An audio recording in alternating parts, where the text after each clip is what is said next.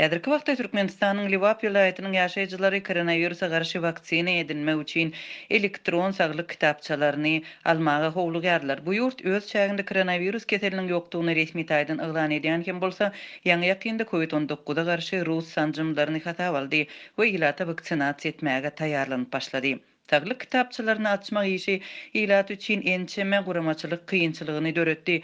Elkinji nowatda madda agram saldy. Adatlyň welaýatdaky habarçylarynyň maglumatlaryna görä, saglyk kitapçasy üçin sebetde işleýän adamlaryň aýlyk haklaryndan 3% möçberinde pul tutulup başlandy. Pensionerler we işlemeýän adamlar her aýda bankyň üstü bilen 15 manat tölemeli edildi.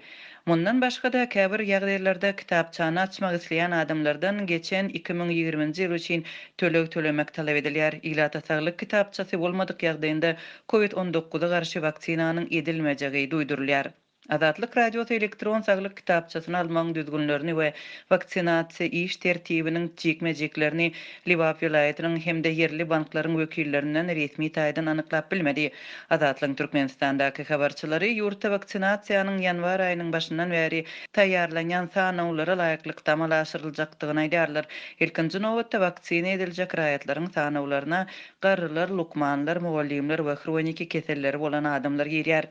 Şoňlar saglyk kitapçasy üçin alınýan tölegler oktasady çökkünlükden, agyr işsizlikden, derman we adyk etmezçiliginden kösenýän ilad üçin goşmaça kynçylyk döredýär. Koronawirus pandemiýasy bilen baglanyşykly çäklendirmeler ýurdun ilatynyň aglaba böleginiň mali ýagdaýyny hasam erwetleşdirdi. 2 fevralda adatlyň habarçylary keselhanalarda saglyk kitapçalaryny almak üçin barýan adamlaryň köpdigi sebäpli uly nowatlaryň ýüze çykanlygyny habar berdiler. Lebap welaýatynda waksinasiýa entek başlanmandyr. Habarçylarymyz bilen anonim gürleşen yerli medisina işgärleriniň sözlerine görä, waksinasiýanyň başlanmagynda indiki hepde Aşgabatda planlaşdyrylan hökümet budak we sebit ýol başçylarynyň gatnaşmagyndaky giňişliň ýygnakdan soň başlanmagyna garaşylýar. Mundan öň Türkmenistandaky habarçylarymyz ýurtda ortaýan koronawirusa garşy Sputnik vaksinasiýasynyň 15 fevralda başlanmagyna garaşylýandygyny habar berdi. Ýurdun häkimetleri ilata sanjym edilmeginiň wagtyny resmi taýdan yglan etmedi.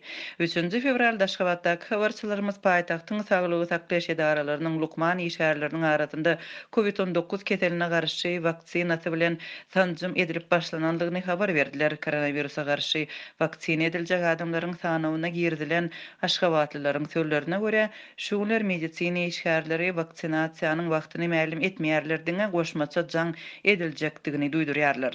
Öz çäginde koronawirus keseliniň hasaba alınmanlygyny resmi taýdan yglan edýän Türkmenistan bir wada COVID-19 garşy 2 sany sanjymy hasaba aldy we Merkezi Aziýada Sputnik rus waksinasyny hasaba alan ilkinji ýurt boldy. Şeýle-de dünýäde epiva koronavirus sanjymyny ortaýetden başga hasaba alan ýeketäki ýurda öwrüldi.